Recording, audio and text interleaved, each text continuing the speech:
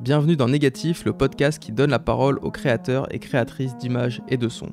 Je m'appelle Thibaut Elie et je suis aujourd'hui avec Maxime Rodriguez pour un nouvel entretien consacré à un film documentaire. Après La Cravate, portrait d'un jeune militant du Front National, pour lequel nous avions reçu son co-réalisateur Mathias Théry, nous allons aujourd'hui entrevoir une autre facette de l'extrême droite et une toute autre forme filmique. Bonjour Sylvain Yonnet. Bonjour. Vous avez réalisé entre 2016 et 2017 Carnet 88, un documentaire de presque 2 heures qui tisse le portrait d'un youtubeur nationaliste, trentenaire presque normal d'apparence, Daniel Conversano, et plus globalement c'est un film sur les réseaux néofascistes en France et en Europe. C'est un objet inédit puisque tourner un film dans ces milieux est exceptionnel et tourner avec un accès aussi large que ce que vous avez pu avoir est encore plus rare. Ancien ami de Daniel, vous avez eu accès à un espace intime, ses archives vidéo, son quotidien, mais aussi à de longs entretiens qui sont la matière première du film.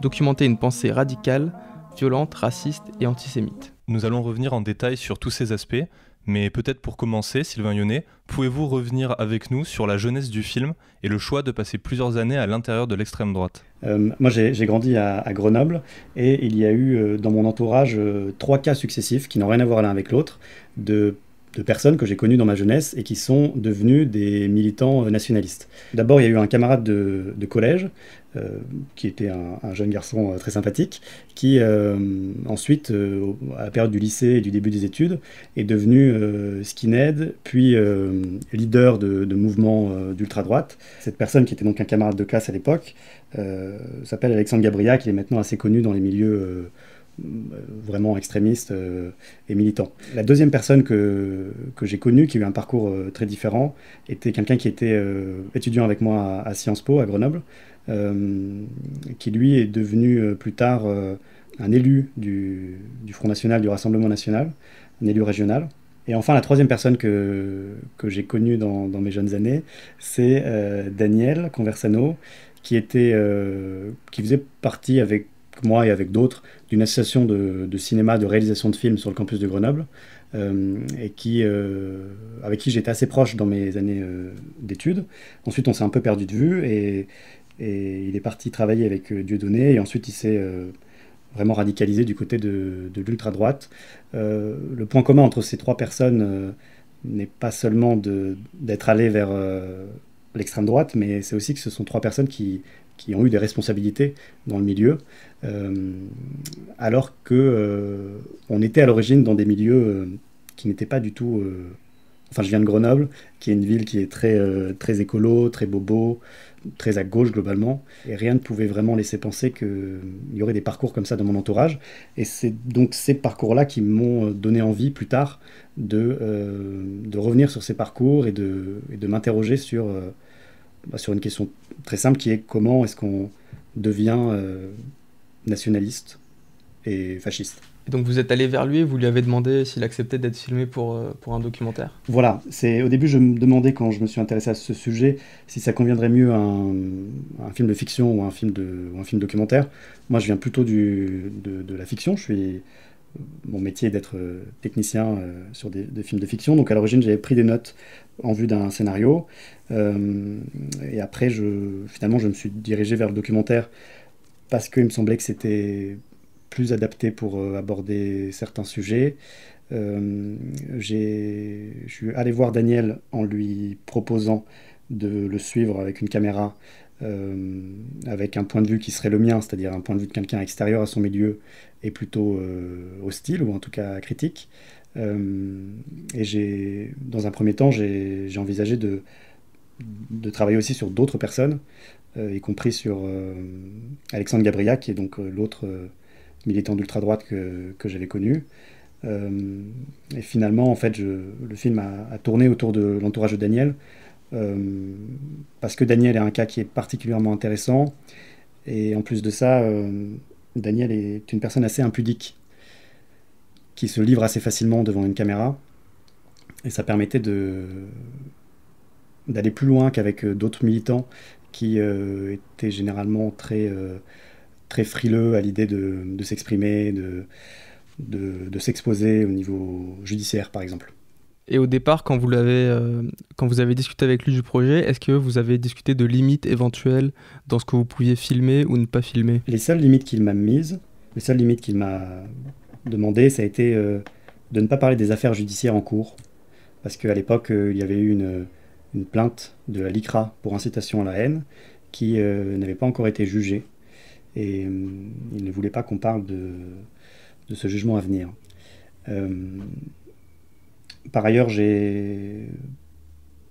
sa compagne n'a pas souhaité être filmée. Et j'ai fait le choix aussi de ne pas montrer le visage de ses parents, qui sont des personnes que j'apprécie beaucoup et qui n'ont pas grand-chose à voir avec son engagement.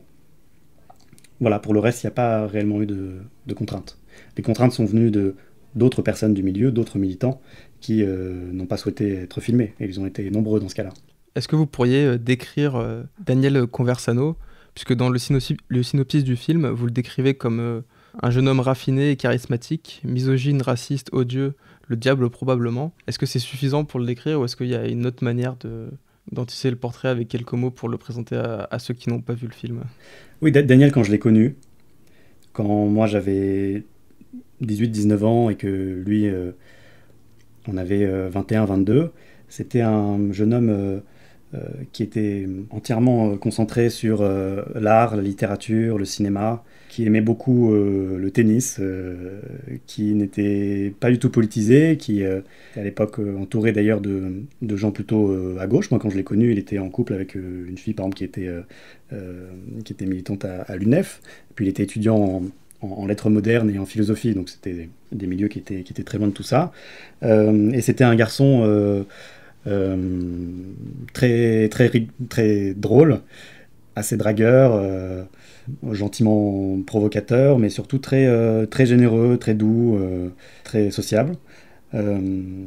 Voilà, et c'était quelqu'un qui, je crois que c'était une personne assez sensible, qui était aussi assez lunaire et qui ne voyait pas vraiment quelle place il pouvait avoir dans la société actuelle.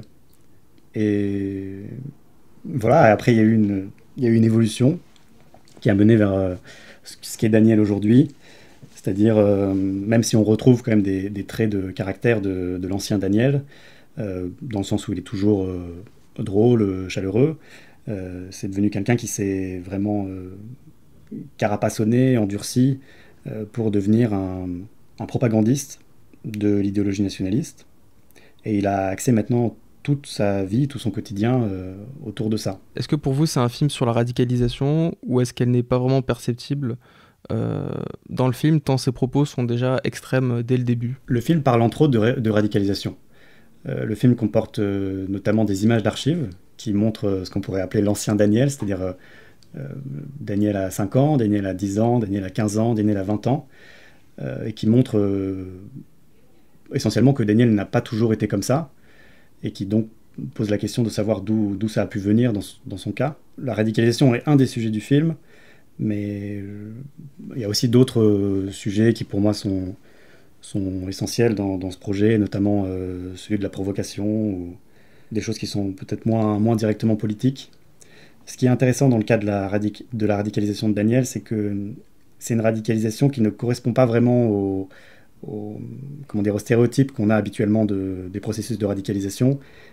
Ce n'était pas un adolescent un peu fragile, en quête de repères, qui s'est fait embrigader par d'autres dans des mouvements, comme ça a pu être le cas, par exemple, du jeune homme de la cravate. Daniel, c'est venu assez tard, c'est-à-dire c'est venu entre 25 et 30 ans. Il a fait ça tout seul, il s'est radicalisé tout seul, c'est-à-dire qu'il n'y avait personne dans son entourage qui était militant nationaliste. Et il a fait ça en venant vraiment d'un milieu qui était loin du milieu nationaliste. En ce sens, c'est une radicalisation qui rappelle celle de Dieudonné, chez lui aussi la radicalisation a eu lieu assez tard, encore plus tard chez Dieudonné, et a été liée, un peu comme Daniel, ce sont deux personnes qui sont allées vers l'extrême droite par amour de la provocation et par l'idée que, en tant qu'artiste, il faut aller toujours de plus en plus loin dans la critique du système. Et dans l'époque actuelle, de plus en plus loin mène à l'apologie du nazisme, qui est la limite ultime. de ce qui est acceptable dans nos sociétés. Nous comprenons aussi dans le film que Daniel est un cinéphile, et il y a ce rapport à l'image qui est très présent, à la fois parce qu'il est propagandiste, et puis parce qu'il a ce rapport au fait qu'il ait aimé le cinéma, notamment à un moment de sa vie, parce qu'il considère que maintenant il est moins attaché au cinéma comme représentation. Il cite Pasolini, il a réalisé des films pour Dieudonné et Soral, deux figures de l'extrême droite. Est-ce que cette proximité qu'il entretenait avec le cinéma et les images, est-ce que c'est ça qui vous a permis de le filmer autant ? Oui, ça a impliqué un rapport particulier. Déjà, Daniel est quelqu'un que j'ai connu par les tournages. Pour être précis, au début, j'ai rencontré Daniel donc, dans le cadre d'une association et je lui avais proposé de jouer dans un court-métrage. Donc on a tourné un court-métrage en Super 8 de 30 minutes où moi je réalisais et lui jouait. Ça, c'était en 2009. Et donc Daniel, notre amitié a toujours été liée au plateau de cinéma. Et lui-même a fait des films, connaît très bien tout ça. Et donc ça implique forcément un rapport différent quand on tourne. J'ai été face à quelqu'un qui connaît les gestes, qui sait parfaitement ce que ça veut dire quand on place une caméra à tel endroit, quand on met tel focal. Ça a installé un jeu de... Comment dire, il y a eu des moments sur le tournage où, quand je suis allé filmer Daniel, j'étais seul. Et donc, le tournage, c'est pour l'essentiel résumé, pour la partie entretien en tout cas, à un tête-à-tête entre lui et moi, avec une caméra entre nous, et avec l'idée que moi j'allais complètement m'exclure du montage, qu'il n'y aurait ni mon visage ni ma voix dans le film final, et qu'il ne resterait que Daniel et son entourage. Ce tête-à-tête forcément était particulier dans le sens où on se connaît bien et on a tous les deux une culture assez proche du cinéma, de comment filmer, et où donc il avait forcément il imaginait forcément au fur et à mesure ce que le film deviendrait, même s'il n'a pas essayé d'avoir une influence sur le film.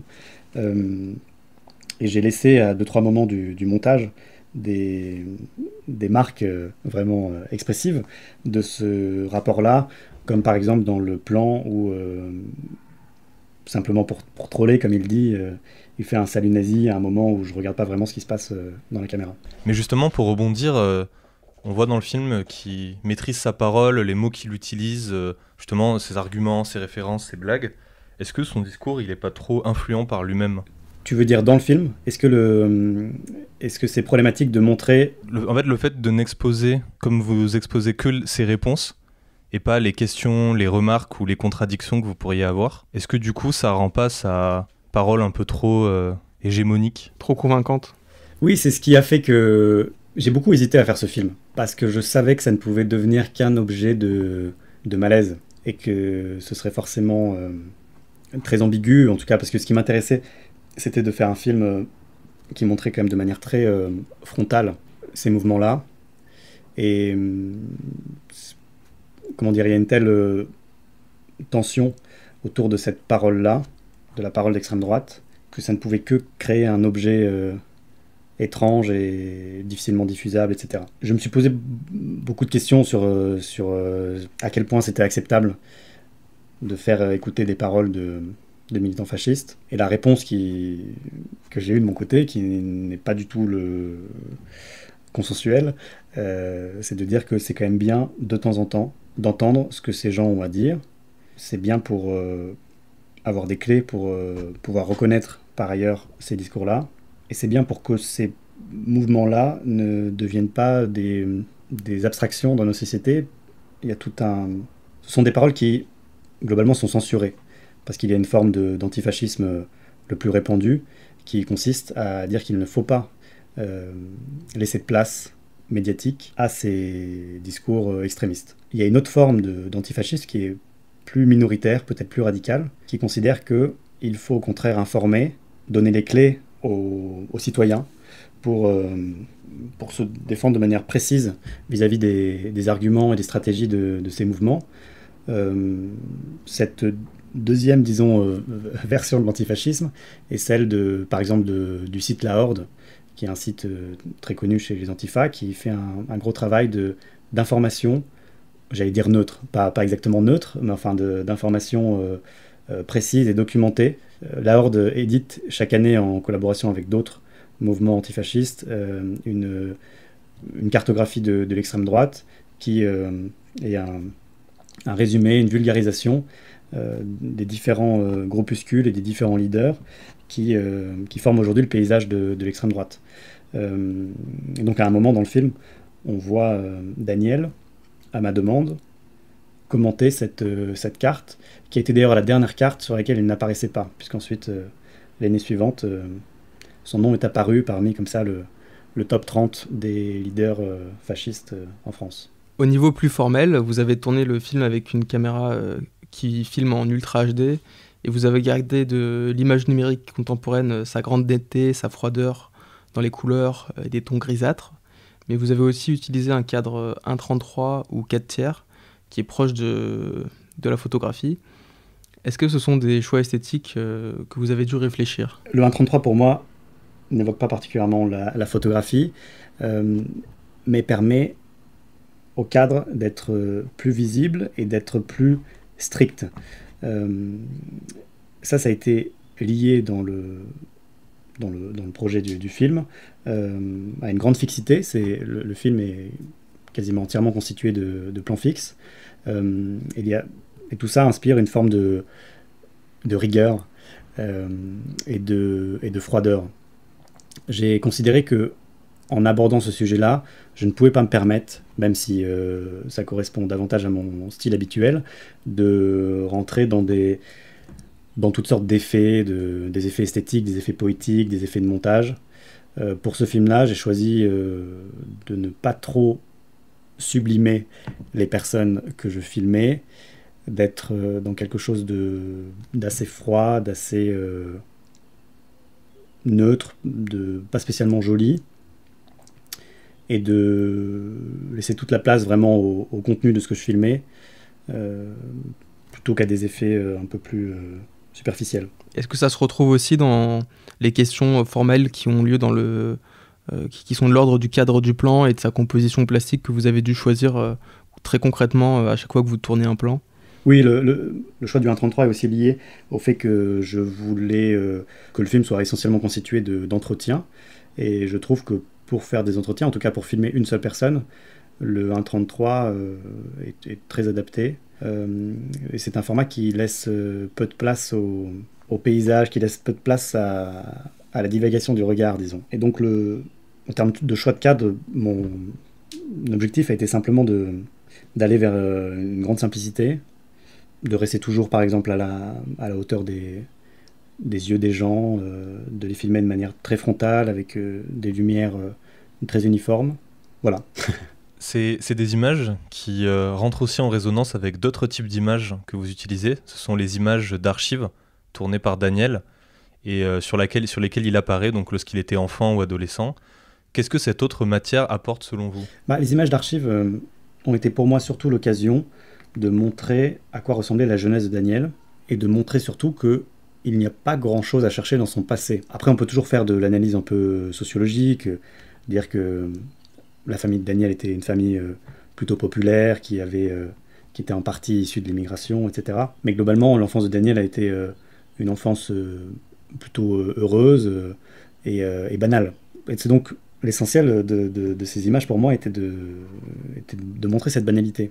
Après, les images d'archives permettaient aussi d'intégrer une forme de mystère dans le film, une forme de poésie aussi, parce que c'est le simple fait que ce soit des images beaucoup plus spontanées, des images de famille, font sortir un peu de la froideur habituelle du film. Pour parler un petit peu maintenant du montage du film, comment est-ce que vous avez procédé durant cette étape du montage ? Est-ce que vous aviez beaucoup de matière ? J'ai eu énormément de matière. J'ai accumulé au moins 90 heures de rush, auxquelles s'ajoutaient en plus des éléments d'archives que je voulais intégrer. Ça a été à la fois donc les cassettes de son enfance et de son adolescence. Ça a été les vidéos YouTube que lui-même a fait sur 10 ans, ainsi que divers éléments plus extérieurs comme des reportages de journaux télévisés. J'ai accumulé toute une matière qui ensuite devait être vraiment sélectionnée et réduite de manière drastique. Je comptais à l'origine monter un film d'1 heure. Je me disais que c'était une durée raisonnable pour un film comme ça, non narratif. Et finalement, j'ai réduit jusqu'à obtenir un film de 2 heures que j'ai montré à quelques amis qui m'ont tous dit que ce n'était pas trop long. À l'origine, je leur montrais pour qu'ils me... dans l'idée qu'ils m'indiquent quels étaient les passages qu'on pouvait enlever, qui m'aident un peu là-dessus. Et finalement, ils m'ont conseillé de garder cette durée-là. J'ai réduit un petit peu pour atteindre 1h45. Mais j'ai gardé cette durée, ce qui permet d'aborder plus de choses que dans un film d'1 heure. Quand on parle de sujets comme l'extrême droite, surtout en faisant le choix que j'ai fait de ne pas utiliser de voix off, et donc de faire passer toutes les informations par des entretiens, ce qui prend toujours plus de temps. En tout cas, quand on aborde l'extrême droite, on est obligé de passer par des sujets essentiels, un peu obligatoires, qui constituent la première partie du film, comme le rapport au nazisme, à l'immigration, etc., des grands sujets essentiels. Et la longueur permettait d'aborder également des sujets plus secondaires, moins habituels, comme par exemple la sexualité des militants, leur rapport aux femmes, des cas particuliers comme le passage de militants d'extrême gauche vers l'extrême droite, ou le fait qu'il y ait des militants juifs ou musulmans parmi l'extrême droite actuelle. Ce sont toutes sortes de petits sujets secondaires qui personnellement me passionnaient davantage que les grands sujets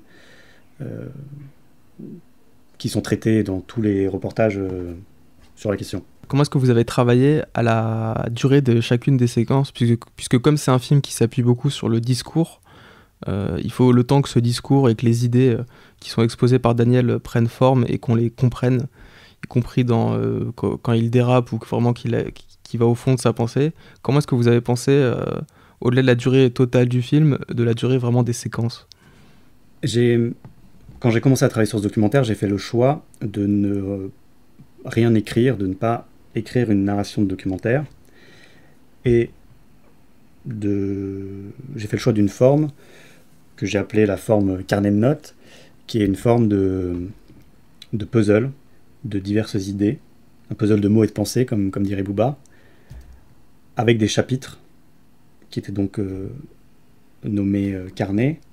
Et cette forme carnet de notes impliquait donc d'être dans une posture d'observation et de ne pas savoir à l'avance ce que j'allais filmer. Ça a fait que j'ai accumulé toutes sortes de séquences différentes qui ne formaient pas a priori un ensemble très cohérent. Le choix de le chapitrer a permis en fait de créer des séquences où je me suis dit que chaque chapitre allait durer entre 10 et 15 minutes et que chaque chapitre aurait une approche un peu différente du milieu.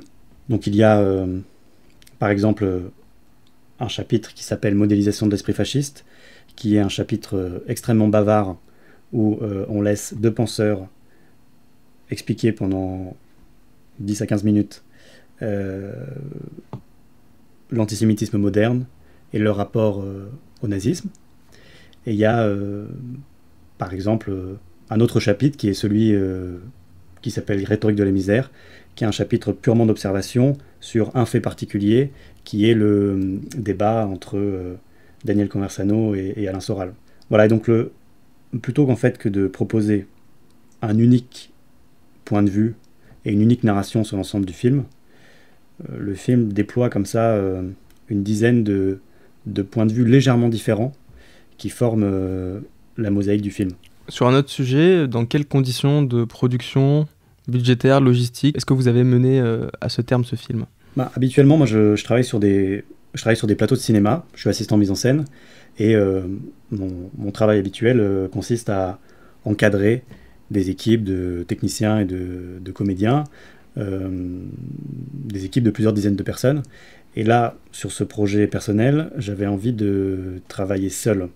Ce qui est un petit peu acrobatique puisque ça implique de faire soi-même à la fois l'image, le son, de faire l'intervieweur dans le cadre des entretiens et de s'occuper aussi de toute la chaîne de post-production, du montage, de l'étalonnage, de faire des DCP, etc. Ce choix de travailler seul venait donc d'abord d'une envie comme ça, dans la méthode de travailler. Et par rapport au projet, ça me semblait adéquat, parce que le fait d'être seul permet bien sûr de mieux s'intégrer, de mieux voir s'infiltrer dans certains cas. Voilà, et le rapport est différent. Dès qu'on a une deuxième personne, dès qu'il y a une perche, ça crée tout de suite une occupation de l'espace sur les lieux de tournage qui est différente, une discrétion qui n'est pas la même. Quand on s'entretient avec une personne, on rentre peut-être moins facilement dans l'intimité des personnes en face de nous. Voilà, par contre, il est certain que le fait de travailler vraiment entièrement seul impose vraiment des contraintes sur le plan technique. Ça fait par exemple que, pour faire à la fois de l'image et du son, très régulièrement sur ce tournage, j'ai laissé la caméra tourner seule, sans être à côté de la caméra. C'est-à-dire je choisis un cadre, ensuite je lance l'enregistrement, et je m'écarte, je vais à 10 mètres de la caméra, et pendant une demi-heure, je vais faire du son sur ce que je suis en train de filmer, que ce soit un entretien ou de l'observation. Et je croise simplement les doigts pour que la caméra continue à enregistrer, pour que les personnes filmées ne sortent pas trop du champ, pour que dans le cadre d'un cadre serré, par exemple pour un entretien, les personnes ne s'avancent ou ne se reculent pas trop pour ne pas sortir dans la profondeur de champ.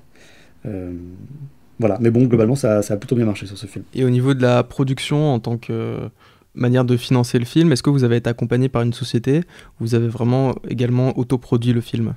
J'ai autoproduit le film, je n'en ai parlé à personne, je n'ai pas essayé d'être produit.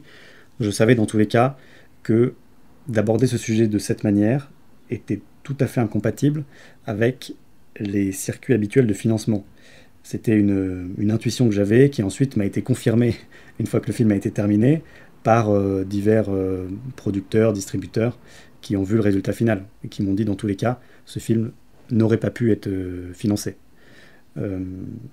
Voilà, après donc j'ai monté le film tout seul, j'ai fait une première projection dans la solitude, enfin il y avait un public quand même, enfin je veux dire, je l'ai organisé tout seul, et ensuite, parmi les professionnels qui ont vu le film, au début de sa diffusion, il y a eu un producteur qui est Frédéric Dubreuil de la société Envie de Tempête, qui a beaucoup aimé le film et qui a décidé en quelque sorte de le prendre sous son aile, c'est-à-dire de l'accompagner vers éventuellement des festivals ou des distributeurs.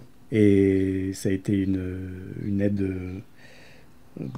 précieuse pour que le film soit vu, disons, dans des sphères plus à l'étranger, dans des sphères plus professionnelles.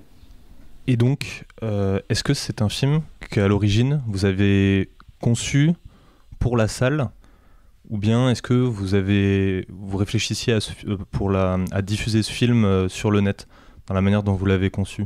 J'ai conçu ce film purement dans l'idée de la salle de cinéma. La diffusion en salle implique que les spectateurs sont concentrés sur ce qu'ils regardent un film en entier. Et en cela, c'est tout à fait différent d'une diffusion à la télévision ou sur le net, où on ne peut pas s'assurer que les personnes qui regardent un film ou un extrait de film le regardent dans des bonnes conditions. En l'occurrence, le fait de visionner ce film en salle est, je crois, assez important, parce que c'est un film qui va, je crois, un peu à la limite de l'ambiguïté, du non-dit, et qu'il est assez simple de comprendre à l'envers Carnet 88. C'est un film qui met en scène des propos donc de militants d'extrême droite de manière relativement neutre par rapport à ce qu'on a l'habitude de voir à la télévision. Et même si, je crois, il y a un point de vue quand même assez clair dans le film, il y a quand même une partie des spectateurs qui passent à côté et qui ne voient dans le film que de la propagande pour l'extrême droite, ce qui est évidemment un contresens absolu. Justement, pour nos auditeurs qui aimeraient peut-être découvrir le film, comment est-ce qu'ils peuvent le voir? Alors le film a entamé il y a un an une tournée de projection débat qui a été interrompue par le confinement, mais qui va très certainement reprendre après. Et j'invite ceux qui souhaitent voir le film à se diriger vers la page Facebook Carnet 88, donc Carnet au pluriel, 88, ou à nous envoyer un mail sur carnet88@gmail.com, donc carnets88@gmail.com, pour être tenu au courant des prochaines projections et des éventuelles diffusions en ligne. Eh bien, merci beaucoup, Sylvain Yonnet, d'avoir participé à ce nouvel entretien de Négatif. Merci. Négatif, c'est aussi un site internet, négatif.co. Vous pouvez y découvrir la biographie des invités, des extraits vidéo des films, ainsi que des liens pour approfondir le sujet. N'hésitez pas à nous suivre sur vos applications de podcast, sur Spotify ou sur YouTube, et à vous abonner sur les réseaux. À bientôt.